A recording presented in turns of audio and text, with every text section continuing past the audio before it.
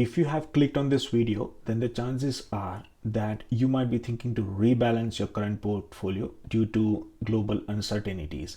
And you know what? You're not alone. And that is why in today's video, I'm going to discuss a percentage allocation of gold into your current portfolio, just in case you are planning to rebalance your existing portfolio, and some of the best ways to invest in gold to diversify your portfolio. Gold is often seen as a safe haven, and we've seen its proof in the recent market turbulence. And maybe that is why most retail investors are buying gold these days. And just to keep a proportion of gold in their existing portfolio, maybe just to hedge against equity, or they are heavily loaded in the equities. But the $1,000,000 question is, how much percentage of gold should we keep in our portfolio? Now, there is no right or wrong answer to this particular question, but an investor should aim to keep maximum 15% of gold in their portfolio and should not go above 20% of gold, because if you keep more than 20% of gold in your existing portfolio, then there are chances that you might lose out on opportunities, such as you might have invested somewhere else in different types of equities, which you could have got it somewhere else, and due to that factor you might get less return. So this is what we've experienced in the last 3 decades, and generally speaking that is happened in the past, so may not happen in the future, and there is no guarantee for that. So this is just a general guide which I wanted to share with you. So the answer is yes, and investing in gold is a very good option, and you should invest in gold, and you must not invest more than 15% of your overall portfolio. Now let's look at your original question, which is the best ways to invest in gold in the UK in 2025. So there are mainly 3 ways to invest in gold in the UK in 2025: physical gold, digital gold, and gold ETF. So in the physical gold, I've included both the jewelry as well as coin or bars. So you can buy gold in the form of jewelry, or you can buy gold in the form of either coins, or you can buy bars.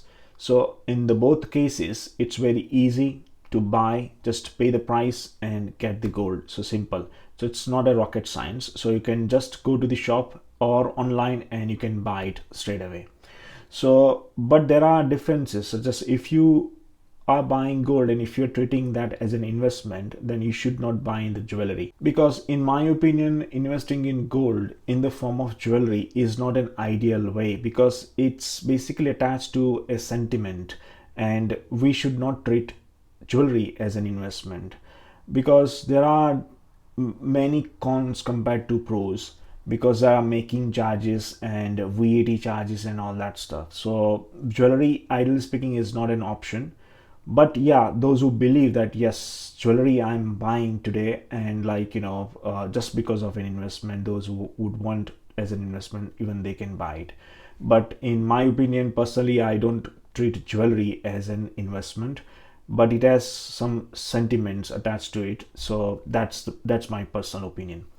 Now you can also buy some coins, such as in the UK you can buy Britannia coins or sovereign coins. They're both available in bars forms as well as coin forms, and generally speaking they are free from capital gain taxes or income taxes. In fact, certain minted coins are totally exempted, so you can check it out further. So digital gold is also another way of holding and preserving gold for long term. So in this scenario, what happens is you can actually buy gold from these companies, those who are trading gold, buy and selling, and they basically will buy gold on behalf of you. Obviously you would need to pay for storage. There will be additional 5 to 8% charges, and that also includes insurances as well. So many times it happens that company might send a coin or a bar, whatever you would want to purchase, and they can send it to you through post, so you can check it, you can feel it, and then you can send it back to them through post, through their services obviously, and then they will store it in their own vaults, but there is a charge, and everything is insured, so you don't need to worry about that. But it's an expensive way of holding a physical gold. Some investors do prefer to feel the actual gold in their possession, so as in when they get it, so they can check it and assess it, and they personally feel that, yeah, this is the actual gold which I'm holding. So this is person to person, but you need to make sure that what charges you're paying, because there will be ongoing charges which is like 5 to 8% of the actual value of your gold which you are holding. So there are holding charges as well. So that is also another way of investing in gold. Now, gold ETF is also a third approach where you could buy gold digitally and via exchange. Actually, it's known as ETC, exchange traded commodities, but I always refer this term ETF. So regarding ETFs, I've done a bit of research for you guys, and I found that there are 12 such gold ETFs, but out of them, two are the most popular ones. So we'll discuss those two. Yeah. But before selecting, I've set a few criteria, and these criterias are: the first criteria is AUM. So just select only those ETFs which has high AUM, asset under management, for that particular ETC. And I have selected only those ETCs or ETFs. Sorry guys, I'm gonna say ETF only now because it's a bit confusing. So these ETFs which has more than 5 billion as AUM, asset under management. Okay, so that is the first point. The second point which I chose was ETF history, how long we could see their history. So it has to be over 5 years. So these ETFs, whatever I'm showing, only two options which are running successfully over for the last 5 or 10 years. And the third point is listing. So I have only selected those ETFs or ETCs which are listed in the London Stock Exchange only, just for assurance and safety. And the fourth point is domicile. So I've particularly selected certain domiciles, either it is domiciled in the UK or in Ireland.